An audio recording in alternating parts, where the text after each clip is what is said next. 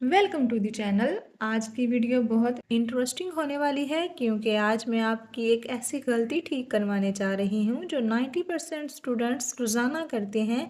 इसी वजह से इनकी इंग्लिश इम्प्रूव नहीं हो पाती। अगर मैं आपसे कहूँ कि वो कल आ रहा है, इस सेंटेंस में इज़ लगा दूँ जैसे ही इज़ कमिंग टुमारो, तो ये गलत हो जाएगा। इसमें इज़ नहीं लगेगा। आप सोच रहे होंगे कि सेंटेंस के लास्ट में तो रहा है, फिर यहाँ पे इज़ क्यों नहीं लगेगा। हमने तो पढ़ा है कि जब भी सेंटेंस के लास्ट में रहा है, रही है, रहे हैं, आ रहा हो तो वो सेंटेंस हमारा प्रेजेंट कॉन्टिन्यूअस टेंस का होता है। फिर इसमें इज़ क्यों नहीं लगेगा। हम अक्सर ऐसे ही सेंटेंसेस बनाते हैं, जैसे मैं जा रहा हूँ, आई एम गोइंग, वो आ रहा है, ही इज़ कमिंग। तो यहाँ पे हमने इज़ आर एम का ही यूज़ किया, तो यहाँ पे ये सेंटेंस जो है इसमें इज़ ही लगेगा नहीं।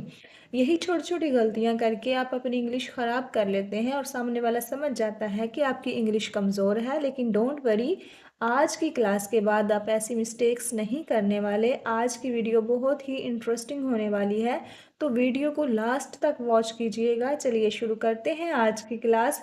सबसे पहले ज़रा इस जुमले को गौर से देखिए। वो कल आ रहा है, इस जुमले के आखिर में तो रहा है लिखा है, लेकिन अभी मैं इस पर वापस आऊँगी, पूरा कॉन्सेप्ट समझाऊँगी, क्योंकि इस किसी भी चीज़ को समझने के लिए, गहराई से समझने के लिए उसकी रूट को समझना ज़रूरी होता है। इंग्लिश में सेंटेंस बनाते वक्त सिर्फ रहा है, रही है, रहे हैं वगैरह देखकर सेंटेंस नहीं बनते, बल्कि एक और चीज़ का भी ख्याल रखना होता है, वो है वक्त यानी टाइम। अगर हमारे सेंटेंस में काम अभी हो रहा है, यानी इसी वक्त, जैसे मैं पढ़ा रही हूँ, आप वीडियो देख रहे हैं, ये काम हम प्रेजेंट टेंस में कर रहे हैं, तो ऐसे सेंटेंसेस जिनमें मौजूदा वक्त की बात हो, इसमें हम इज़ आर एम का यूज़ करते हैं।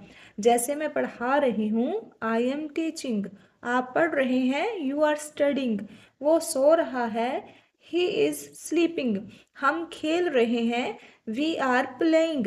ये ऐसे सेंटेंसेस हैं जिनमें काम अभी हो रहा है, यानी मौजूदा वक्त में काम जारी है। तो जब भी हम प्रेजेंट कॉन्टिन्यूअस में सेंटेंसेस बनाते हैं, तो इसमें हम helping verb is are am का यूज़ करते हैं, प्लस इसमें वर्ब में आईएनजी भी हम यूज़ करते हैं, यानी कि वर्ब की फोर्थ फॉर्म का हम यूज़ करते हैं। इसी तरह अगर काम आने वाले वक्त में जारी हो, अगर हमारा सेंटेंस फ्यूचर कॉन्टिन्यूअस टेंस का हो, जैसे वही एग्जाम्पल देखिए जिसमें मैंने बताया कि इज़ नहीं लगेगा। देखिए इस सेंटेंस में लास्ट में तो रहा है, लेकिन इसमें वक़्त का भी ज़िक्र है। इसमें बताया गया है कि वो कल आ रहा है।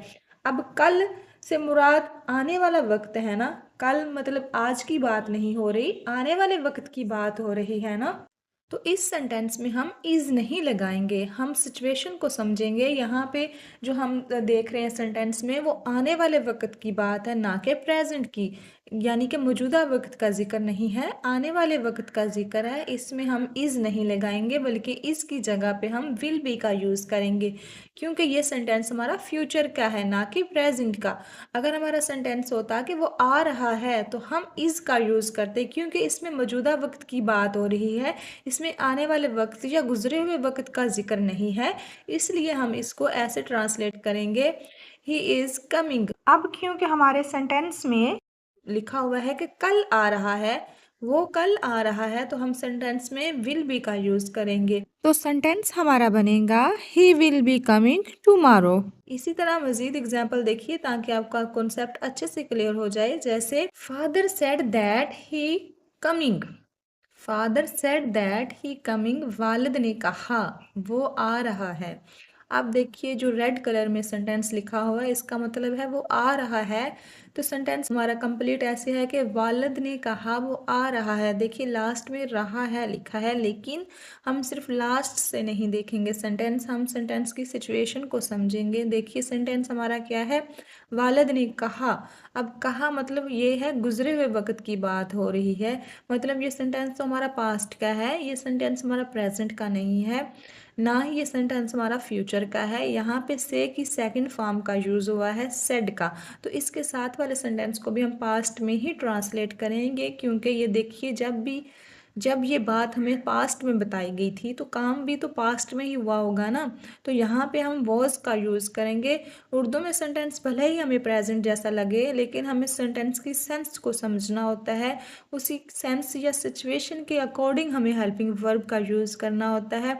हम सिर्फ सेंटेंस के लास्ट से देखकर सेंटेंस को ट्रांसलेट नहीं करते, बल्कि सेंटेंस की सिचुएशन को समझते हैं। उसी के अकॉर्डिंग हम हेल्पिंग वर्ब का यूज़ करते हैं। मतलब हम प्रेजेंट की अगर बात करें तो ऐसे सेंटेंसेस जिनमें मौजूदा वक्त यानी फ़ौरन उसी वक्त काम जारी है, उसी वक्त काम हो रहा है, तो फिर हम इज़ आर एम का यूज़ करते हैं। मतलब सेंटेंस में ऐसा वक्त शो हो जिसमें अभी, नाउ, टुडे इस तरह के वर्ड्स आएँ, तो फिर हम उसमें helping verb is are am का यूज़ करेंगे। और अगर सेंटेंस में कल, जैसे कल तो आने वाला वक्त होता है ना, तो फ्यूचर का होगा वो। और इसी तरह ये वाला सेंटेंस देखिए, इसमें सेड का यूज़ हुआ है, तो सेड हमेशा सेकंड फॉर्म जो है वर्ब की पास्ट टेंस में यूज़ होती है। तो सेड का मतलब क्या होता है? कहा। तो वर्ब की सेकंड फॉर्म का यूज़ हम पास्ट के सेंटेंसेस में करते हैं, तो ये सेंटेंस हमारा पास्ट में है और इसके साथ वाला सेंटेंस भी हम पास्ट में ही ट्रांसलेट करेंगे। तो यहाँ पे हम वॉज का यूज़ करेंगे, इसका यूज़ नहीं करेंगे। तो सेंटेंस हमारा बनेगा, father said that he was coming. इसी तरह से एक और एग्जाम्पल देखिए ताकि आपको अच्छे से क्लियर हो जाए कॉन्सेप्ट। मैं अगले साल कार खरीद रहा हूँ। अब इसको ऐसे लिखते हैं, मैं कार खरीद रहा हूँ। तो इसको हम ट्रांसलेट करेंगे, I am buying a car, या फिर बाइंग की जगह परचेजिंग लिख लें, I am purchasing a car. आप देखें, अगले साल नहीं लिखा तो हमने इजीली ट्रांसलेट कर लिया, मैं कार खरीद रहा हूँ, I am buying a car, रहा हूँ आ गया, प्रेजेंट का सेंटेंस है।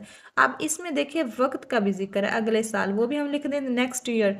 तो ये सेंटेंस हमारा गलत हो जाएगा, क्योंकि देखें हमने सेंटेंस तो बनाया प्रेजेंट का और वक्त इसमें लगा दिया फ्यूचर का।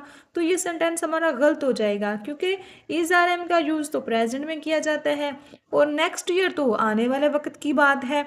तो ये सेंटेंस हमारा गलत है। जैसे ही हमने इस सेंटेंस में नेक्स्ट ईयर लिखा तो ये सेंटेंस हमारा गलत हो गया, क्योंकि देखिए सेंटेंस हमने लिखा है प्रेजेंट में और वक्त जो है हमने लिख दिया है फ्यूचर का। तो ये सेंटेंस हमारा गलत हो जाएगा। एम की जगह पे यूज़ होगा विल बी, क्योंकि वक्त जो है यानी कि आने वाले वक्त की बात है इसमें। तो वक्त के अकॉर्डिंग हम हेल्पिंग वर्ब भी यूज़ करेंगे, तो यहाँ पे विल भी यूज़ होगा और सेंटेंस हमारा बनेगा, I will be buying a car, या फिर purchasing a car next year. ये हमारा सेंटेंस ठीक होगा, क्योंकि हमने इसमें हेल्पिंग वर्ब भी फ्यूचर वाला ही लिखा है और ये वक्त यानी आने वाले वक्त की बात है। फ्यूचर का ये सेंटेंस है, इसलिए इसमें विल भी यूज़ होगा। अगर सेंटेंस में टाइम मौजूदा ज़माने का हो, जैसे टुडे, नाउ, राइट नाउ, इस तरह के वर्ड्स हों जैसे अभी, आज, इसमें फिर हेल्पिंग वर्ब यूज़ होंगे इज़, एम, आर। इसी तरह से अगर हमारा सेंटेंस फ्यूचर का होगा तो उसमें हम विल बी का यूज़ करेंगे। फ्यूचर में सेंटेंस होगा तो इसमें वक्त आ सकता है next year, tomorrow, next week, इस तरह के जो वर्ड्स आ जाएंगे इसमें हम यूज़ करेंगे विल बी का। भले इसमें रहा होगा आए या फिर रहा है आए सेंटेंस के लास्ट में, लेकिन हमें वक्त के अकॉर्डिंग हेल्पिंग वर्ब यूज़ करने हैं। इसी तरह अगर हमारा सेंटेंस हो पास्ट का जिसमें हेल्पिंग वर्ब वाज और वर यूज़ होते हैं, जिसमें रहा था, रही थी आते हैं, लेकिन उसमें अगर वक्त गुजरे हुए वक्त की बात हो, जैसे yesterday, last night, last week, last year, या फिर बिफोर, अर्लियर, इस तरह के वर्ड्स आएँ तो फिर हमें इस सेंटेंस को वॉज वर्ड का यूज़ करते हुए ट्रांसलेट करना होता है। हमें सिर्फ सेंटेंस के लास्ट में नहीं देखना होता है कि रहा था आ रहा है, या फिर रहा है आ रहा है, या फिर रहा होगा आ रहा है। हमें इसमें सिचुएशन को भी समझना होता है, इसमें देखना होता है कि किस वक़्त का ज़िक्र है, हमें उसको भी ध्यान में रखना होता है। सिर्फ लास्ट से सेंटेंस को देखकर ट्रांसलेट नहीं किया जाता, बल्कि इसमें जो टाइम लाइन शो की जाती है उसके अकॉर्डिंग सेंटेंस को ट्रांसलेट करना होता है। ये हम बिगनर्स को सिखाते हैं कि सेंटेंस के लास्ट पे रहा है आ रहा है तो प्रेजेंट का है, रहा था, रही थी, रहे थे आ रहा है तो पास्ट का है, रहा होगा या रही होगी तो फ्यूचर का सेंटेंस है। लेकिन एडवांस लेवल पे हमें ये भी देखना होता है कि इस सेंटेंस में क्या सिचुएशन है, किस टाइम का ज़िक्र है, आने वाले वक्त का ज़िक्र है, प्रेजेंट का ज़िक्र है, या पास्ट का ज़िक्र है तो उसके अकॉर्डिंग हमें सेंटेंस को ट्रांसलेट करना होता है, उसी के अकॉर्डिंग हमें उसी सेंटेंस का स्ट्रक्चर यूज़ करना होता है। सिर्फ लास्ट से देकर सेंटेंस को ट्रांसलेट नहीं किया जाता, बल्कि इसमें सिचुएशन और सेंस को समझना होता है। आई होप आपको अच्छे से क्लियर हो गया होगा आज का पॉइंट जो मैं आपको समझाना चाह रही हूँ। इसी तरह एक एग्जाम्पल देखिए, वो कल मुझे फ़ोन कर रहा होगा। अब देखिए लास्ट पे भी रहा होगा और इसमें जो टाइम लाइन है वो भी कल का है, यानी कि दोनों तरीके से हमें पता चल रहा है कि ये फ्यूचर का सेंटेंस है। अगर ये सेंटेंस हम ऐसे बोल देते, वो कल मुझे फ़ोन कर रहा है आ रहा है, लेकिन इसमें ज़िक्र कल का है, आने वाले वक़्त का है, तो इसको हम प्रेज़ेंट में ट्रांसलेट नहीं करेंगे, क्योंकि इसमें वक़्त जो है आने वाले वक़्त की बात है, तो फिर हम इसको फ्यूचर के अकॉर्डिंग ट्रांसलेट करेंगे, ना कि प्रेज़ेंट के। इसमें इज़ आर एम का यूज़ नहीं होगा, बल्कि विल बी का यूज़ होगा, क्योंकि फ्यूचर कॉन्टिन्यूअस टेंस में हम विल बी का यूज़ करते हैं, प्लस वर्ब में फर्स्ट फॉर्म के साथ आईएनजी यूज़ होता है। तो ये सेंटेंस हमारा बनेगा, he will be calling me tomorrow. देखिए इसमें वक़्त जो है आने वाले वक़्त की बात है, तो इसलिए इसको फ्यूचर में ट्रांसलेट करेंगे। अगर हम ये वर्ड्स यूज़ करें tomorrow, next week, next year, तो फिर ये सेंटेंस हमारा फ्यूचर का होगा, ना कि प्रेजेंट का। हमें सिर्फ लास्ट से कंफर्म नहीं होता है कि सेंटेंस किस टेंस का है। आई होप आज का कॉन्सेप्ट भी आपको अच्छे से क्लियर हो गया होगा और आइंदा आप ये छोटी छोटी मिस्टेक्स नहीं करेंगे।